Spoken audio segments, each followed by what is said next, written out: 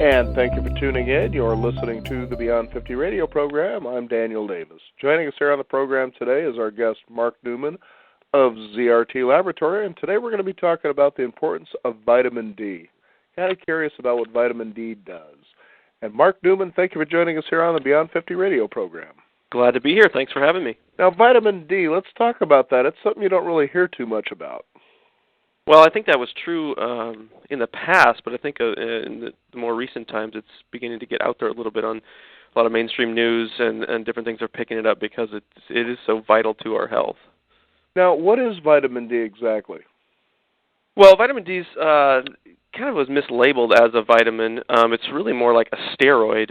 We tend to think of steroids as in muscle-building type things, but that's more of an anabolic steroid. But estrogens are steroids, testosterone is a steroid. Cholesterol is the kind of mother of all steroids, and that's where vitamin D comes from.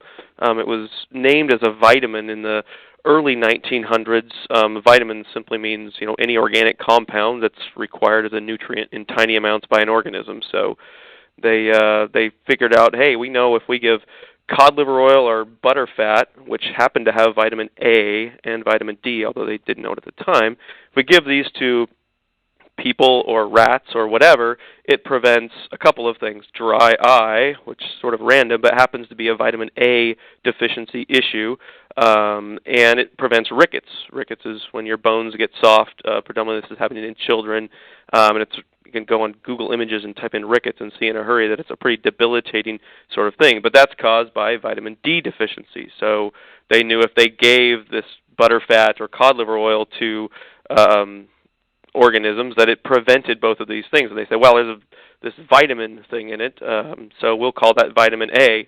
And then some clever people in the 1920s knew that, hey, if I heat and treat this substance in a certain way, I actually destroy vitamin A. And so when they did that, it no longer prevented dry eye. So they gave it to a bunch of rats, and the rats ended up dying and also having dry eye. However, they didn't get rickets. So they said, oh, well, there must be another thing in there that's also a vitamin of some sort, and the name vitamin B was already taken for the water-soluble vitamins that they'd found at the time. And, of course, the famous vitamin C, which they started giving people out at sea, vitamin C by way of limes, and it prevented scurvy, so that name was already taken. So then it just ended up being called vitamin D, and at that time they didn't even know that it was linked to sun exposure. Of course, we make predominantly our vitamin D due to conversion in the skin when we have sun exposure. So kind of an interesting little history that vitamin D has. Yeah, that's certainly true. And so are you saying exposure to the sun is what helps us, I guess, get vitamin D? So yeah, you can get it from two routes, either by eating it, by taking it, or making it. So predominantly people are getting it from exposure to the sun. So you have a ton of cholesterol in your blood, and a little bit of that gets converted to 7-dehydrocholesterol, which is in your skin in certain amounts. And when that is exposed to enough sunlight at a high enough energy, then that gets converted into vitamin D and gets into your circulation. Vitamin D itself is a little bit misleading. That vitamin D doesn't actually do much of anything. It's actually not as much a hormone as it is a prohormone or a provitamin, meaning it has to be converted into something else before it's really any good for you. So the vitamin D is in your blood for a very short amount of time before your liver converts it into something called 25-hydroxy vitamin D, and that's what a laboratory would test, is 25-hydroxy vitamin D, and then later that's converted to the active hormone, which is called 1,25-hydroxy vitamin D, but basically active vitamin D. So there's some biology involved there before between the sun and before it's actually utilized in your body.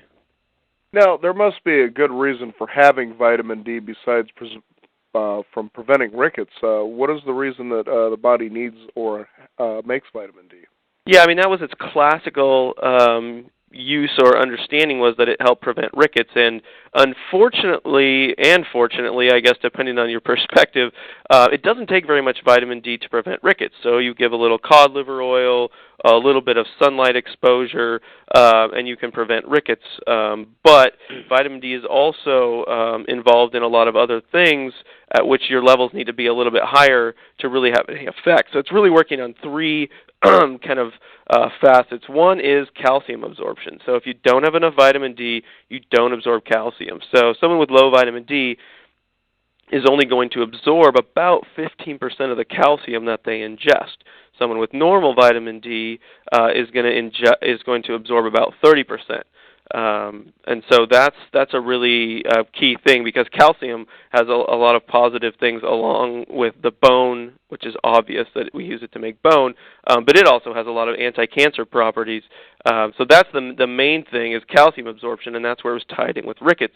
But it also has a lot of other properties in that it's turning on a lot of genes. We hear a lot about DNA, and when vitamin D hooks up with the vitamin D receptor in our cells, it turns on a lot of genes and makes a lot of proteins and things that are important for a lot of other things. So that's where the research in the last 20 years has just exploded in looking at type 1 diabetes prevention, cancer prevention from breast cancer to colon cancer, and all of these things that it really has a positive effect on. But the levels that you need to get those types of effects are significantly higher than what you need to prevent rickets, and also, unfortunately, significantly higher than where most people are who aren't supplementing with vitamin D or getting a lot of consistent sun exposure. So now, not to be misleading, so we make vitamin D from the sun, and it might entail, because we like to live in a society that believes, bigger, better, stronger, faster kind of a thing, more is better kind of, but being out in the sun and continued exposure, to build vitamin D really wouldn't be such a great thing. Well, I think, Americans are probably not known for their moderation in many things. The supplementation route or the sun route is probably no exception there. But typically speaking, you don't need a lot of sun. There's this huge movement of, everyone slathers sunscreen on, and that's what's contributed to a lot of the vitamin D deficiency issues is, every time someone sends their kid out in the sun, they throw sunscreen on them. Well, you're helping to prevent malignant melanoma, perhaps, but you're increasing the child's risk for a whole host of things, because any amount of sunscreen really almost completely shuts down your production of vitamin D. So, but without sunscreen, it doesn't take that much. If you're a white person and you expose 25% of your skin for 4 minutes, you get 1,000 IUs on average of vitamin D, which is pretty good. Now, if you're African American and have the darkest of skins, you're talking about 18 minutes to get the same kind of production. But it doesn't take a whole lot. Unfortunately, like for me, I live in Portland, so it's always cloudy. And if you live this far north on the globe, even that kind of exposure doesn't do anything for you once you get into winter, because the angle from the sun is not direct enough. So even if you're in the sun in the winter, you don't make any. It's actually kind of interesting. A nice rule of thumb for people to remember is, if your shadow, and I can't even see my shadow here because it's so cloudy, but typically if you're outside, if your shadow is taller than you are, meaning the sun is at a bit of an angle, it's early in the day, it's winter, whatever, if your shadow is taller than you are not making any vitamin D. So typically during the summer between 10 and 2, 3 o'clock, that's good vitamin D production. But the rest of the time, even if you're in the sun, it doesn't do you that much good. So. Mm-hmm. Now, you were talking earlier about some of the things that vitamin D, as far as diseases are concerned, prevents. Let's go ahead and talk about how that is that vitamin D does this. Yeah, I think the mechanism is not fully understood for all of these types of things. If you're talking about the elderly people, you can prevent things like fractures. Well, that's obvious, because you're talking about calcium absorption and bone strength and those types of things. But when you get into other issues, it's not quite as clear what those mechanisms are. But the list is pretty diverse and pretty darn impressive. So in terms of cancers, breast cancers, studies showing levels up in the 40s and 50s giving prevention at around 50% from people who are down around 20 or 25 nanograms per milliliter.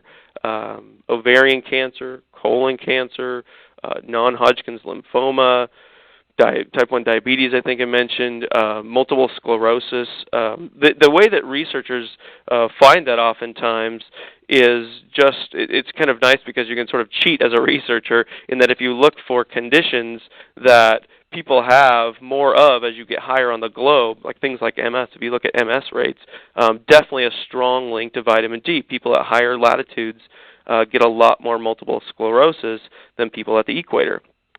And vitamin D is looking like it plays a pretty strong role in that. The other thing that you can look at is the difference between African Americans and white Americans. If you're talking about American population, African Americans get a lot more colon cancer than light-skinned Americans. Now, why is that? The vitamin D seems to be a huge reason for that. If you're dark-skinned, you're typically going to have lower levels of vitamin D, and they're finding now in studies that a reasonably high level of vitamin D gives you upwards of 50% protection against colon cancer. So it's a pretty long list. Hypertension, kidney cancer, endometrial cancer. There's just a number of things that we can help with vitamin D, and really early on in life with things like autoimmune diseases, type 1 diabetes, rheumatoid arthritis, multiple sclerosis. They did an interesting study, I believe it was in Finland, where they gave babies like 1,000 IUs a day, and they saw an 80% reduction in type 1 diabetes, which is just, amazing. So if it was a pharmaceutical product, they'd probably be putting it in the drinking water or something like that, because the effects are so strong in terms of disease prevention. So now it sounds to me like, besides getting it from the sun, that it's something that can actually be supplemented? Yeah, this is beginning to be more common. Typically, historically, we know there's a little bit of vitamin D fortified in milk, and those types of efforts help to get rid of rickets, basically. Now, you'll still see it here and there, but largely we've gotten rid of that by putting a little bit of vitamin D in prenatal vitamins, in milk and formula, and those types of things.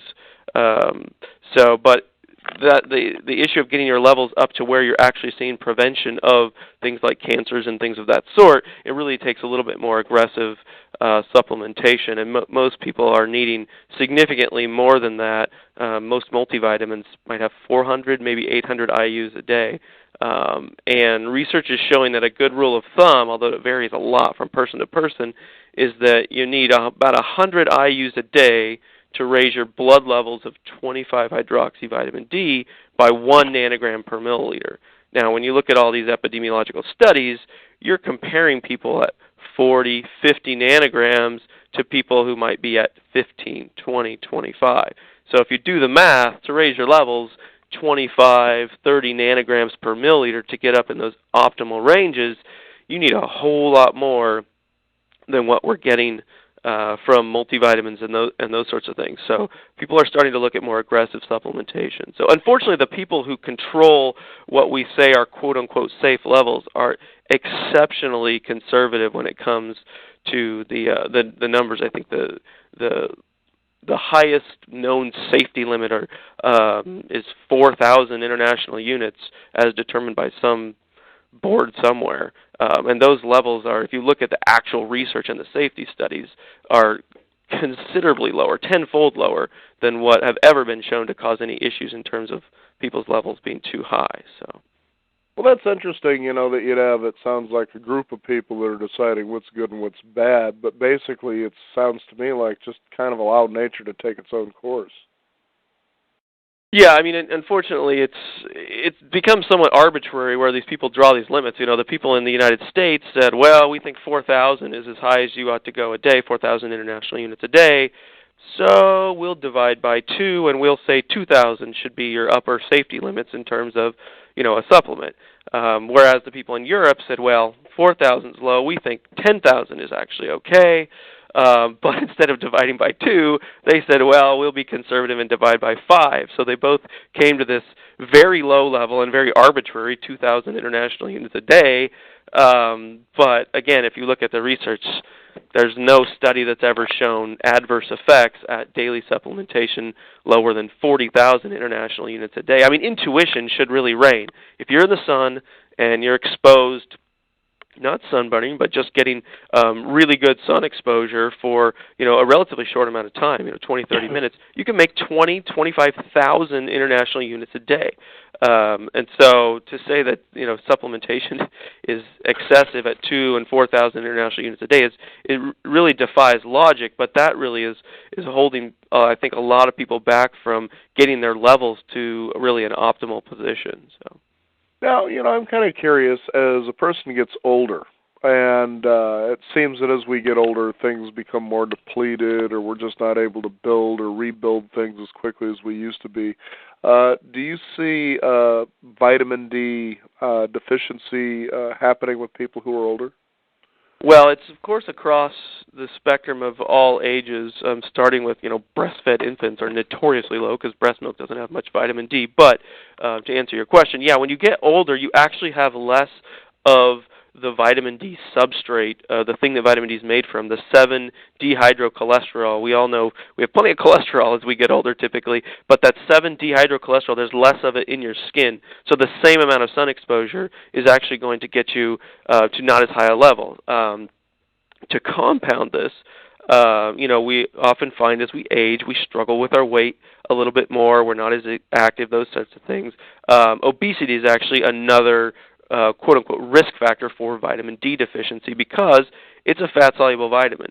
So if a skinny person and a very large person take the same amount of vitamin D, that very large person is going to sock a bunch of that away in fat cells where it's useless, and so the levels are not going to get as high, whether that be from sun exposure or from supplementation. And again, sun exposure isn't as effective when you're older, so it's sort of a double whammy in terms of that. Plus, you're getting into ages where some of these cancers and things are becoming more relevant.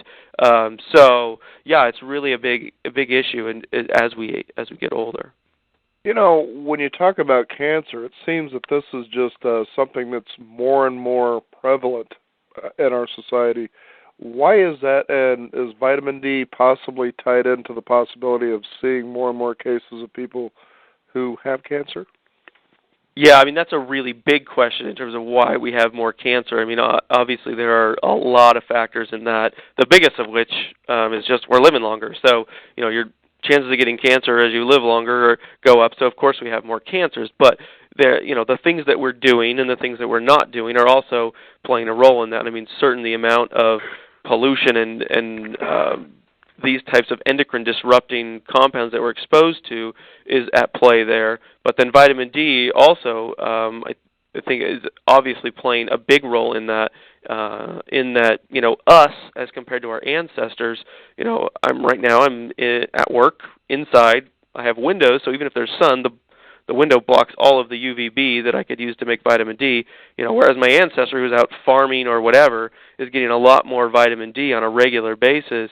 So it's just the way our society is set up now. We're prone to that deficiency, and then when you add all those factors together, yeah, we're getting a lot more cancer, and it's certainly an issue. So it certainly sounds like we've become very removed from nature. Yeah, I mean, I think on a number of fronts, and that's certainly not going anywhere. We're certainly not going to progress 10, 15 years and find that 80% of people are farming once again. So, it's an issue, but the nice thing with vitamin D is it's completely addressable, and it's inexpensive, and you look at the risk reward, it makes a lot of sense for people to be looking at vitamin D because it's a cheap supplement. You really have to get pretty aggressive to get into a position where you have issues of taking too much. I mean, if as Americans, of course, we hate moderation, and anything that's good, we must need a lot of it. But if you take a ton of vitamin D, you can have issues in that if you're absorbing too much calcium, you start to calcify things that ought not be calcified, and that's not a position you want to be in. But vitamin D is very forgiving in that sense, in that you have to be very aggressive to get up to that point. But that's where testing comes in and becomes important to make sure that we are in a good spot. So. It's interesting, because when you talk about, especially Americans, they think, well, if that's really good, then I want to do more of it. But then you tend to see out there mixed messages. For instance, it seems like about a month, maybe 2 months ago, I was seeing, for instance, clicking on, Yahoo, for instance. A lot of people seem to be getting their news, from websites now versus television. And of course, there's something about vitamin D and danger symptoms or something like that. And I'm thinking, okay, now this is something that basically we make naturally. Okay, it's something that you're saying it seems relatively harmless. Even at high levels, it kind of adjusts itself. So why would there be a message out there that says, really monitor your vitamin D, too much of it could be dangerous? Well, it is true, and that too much it can be dangerous. But again, as I said, it's pretty forgiving, and that too much typically ends up being quite a whole lot in terms of supplementation. But if you do have a person who has naturally high levels from sun exposure or what have you, and then begins to supplement pretty aggressively, you can get there. I mean, I've certainly seen, we don't want to see people whose blood levels are above, really 150 nanograms per milliliter is really getting pretty high. And we just tested someone yesterday who had levels of 300. I haven't checked into their supplementation routine, but that's pretty dangerous to be up at those levels, and I'm not sure what sort of benefit you would find. But the thing you have to remember with vitamin D is it goes up and goes down very slowly.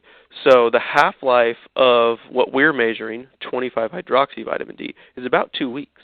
So if you get your levels up to 300, which would be pretty challenging, but evidently some people are aggressive enough to do that, now you've got to wait weeks just to get your levels back down to 150, which is already quite high. So all the while, you're potentially calcifying things that you really don't want to be calcifying. But as I said, it's something you want to be cautious of, but the cases where we've had acute toxicity, actually used vitamin D2. It's sort of interesting in some natural rat poisons.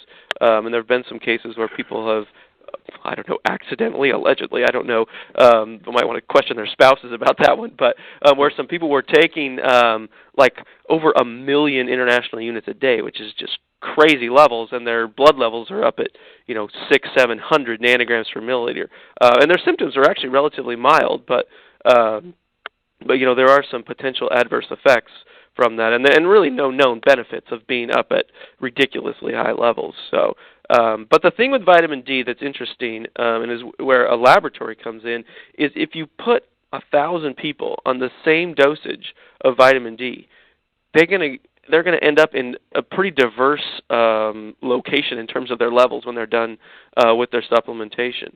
So there have been some pretty good research studies where they've put populations on similar dosages, and the results range by a factor of almost 10 in terms of where people are. So, and at the same point, if you're not supplementing, I have a friend who lives in San Diego, nice and sunny. She's fair-skinned, so you're thinking, okay, this is the best-case scenario. Her levels were 12, which is horribly low. At the same point, we live up north, and I have friends who don't supplement who come in the 50s, which is a great place to be. So there's a real diversity in terms of results, and it's not always intuitive. And that is people both supplementing and not supplementing. So it really is important to get tested to know where you are. So, well, it certainly sounds that way. I'm kind of curious if, say, a person has a high amount of vitamin D in the body, as you say, that can be a little bit risky because of calcification. But how is vitamin D depleted out of the body?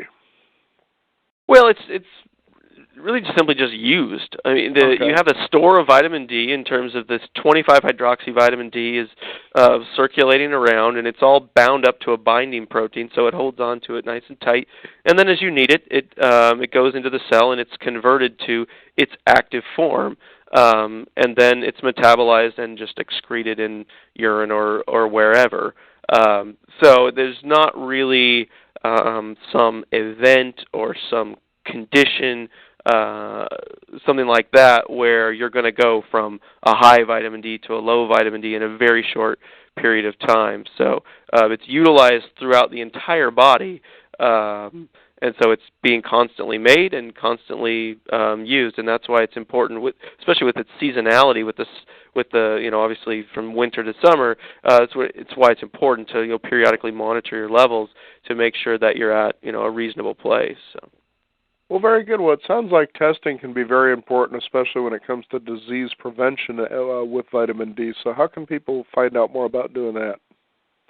Yeah, I mean, if they want to test and go through their physician, most physicians can test. ZRT has kind of a neat thing in that we're the only group that has a test that you can do right in the convenience of your home. So it's called a blood spot test. So typically, what people would do is you'd get in your car and drive down to the doctor or the phlebotomist to draw your blood or whatever, and they do a blood draw and they send that off to a lab. So what we've developed is a blood spot test where you use a lancet and nick your finger, pretty similar to what a diabetic would do, measuring your blood glucose, that kind of thing. So the drops of blood are applied onto a filter paper card, which is an FDA-approved method for collecting blood in this manner, and then it dries on the card, and then you send it into the lab, and we test it for 25-hydroxyvitamin D. And so people can go to our website, zrtlab.com. We have a couple groups that are out there selling it. Vitamin D Council is one where you can actually get a little bit of a discounted rate in terms of getting a little bit of a deal on testing. They've got a little 4-pack you can buy if you want to test your whole family. That's a great thing to do. The blood spot test is nice if you want to test kids. I have a 2.5-year-old son, Henry, and a 1-year-old daughter, Savannah, and I've tested them, and it's relatively painless. They don't cry. My son, usually what he's done, says, "Hey, Daddy, let's do it again." So you just prick the finger and squeeze a little bit and get a little bit of blood on the blood spot card, and it only takes but a few drops of blood to test the vitamin D. So it's a really sensitive test that we have that only requires just a small amount of blood. It's a really nice way. It's not that expensive of a test, and it's just so critically important to figure out where you are because, as I said, it's not always intuitive. You see people who you say, hey, this person jogs every day. They're out in the sun, but some people just don't make that much vitamin D, and it's really good to get a baseline. For me personally, if you're not a supplementer, I think it's nice at the end of the summer to get a baseline, and then you can see, okay, this is my potential. This should be my best case scenario. I've just come off this sunny season. That's a good time to see where you are. If you're low at that point, you probably want to consider supplementing really year-round. And then again, maybe February, March, something like that, again, is a good place to check in and say, okay, I've just been in this vitamin D winter where you don't make, depending on where you live, but for most people, you're not making vitamin D all winter. So that's a good place to test and see. And if you're not supplementing, you'd probably be pretty shocked at how horribly low you are compared to what sort of these optimal levels are. I tell you, vitamin D, it sounds simple enough, but it's certainly a complex subject. We want to thank you for joining us here on the program. And Mark Newman, can you go ahead and give out your website again one more time? Yeah, it's www.zrtlab.com, and you can go there and find a lot of information on vitamin D or testing your other hormones, testosterone, those types of things, which can all be done, at home with a blood spot or saliva. So it's a nice way to do it without kind of the hassle of having to go in and get your blood drawn and all of that. So. Well, very good. Well, Mark Newman, thank you for joining us here on the Beyond 50 radio program. Thanks for having me. Happy to do it.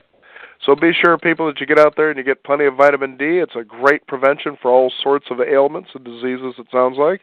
And you make it pretty much yourself, but in the wintertime, if things slow down a little bit, find ways to get supplementation. Most importantly, get yourself tested, and you can do that in the convenience of your own home. Just simply go to the ZRT Lab website and find out how you can get a home collection kit just for yourself. I'm Daniel Davis. Thank you for tuning in. This is the Beyond 50 radio program. Be sure to visit us at our website at beyond50radio.com. Sign up for our free weekly e-newsletter as well. We again thank you for joining us, for tuning in. I'm Daniel Davis, and remember, live your day past halfway.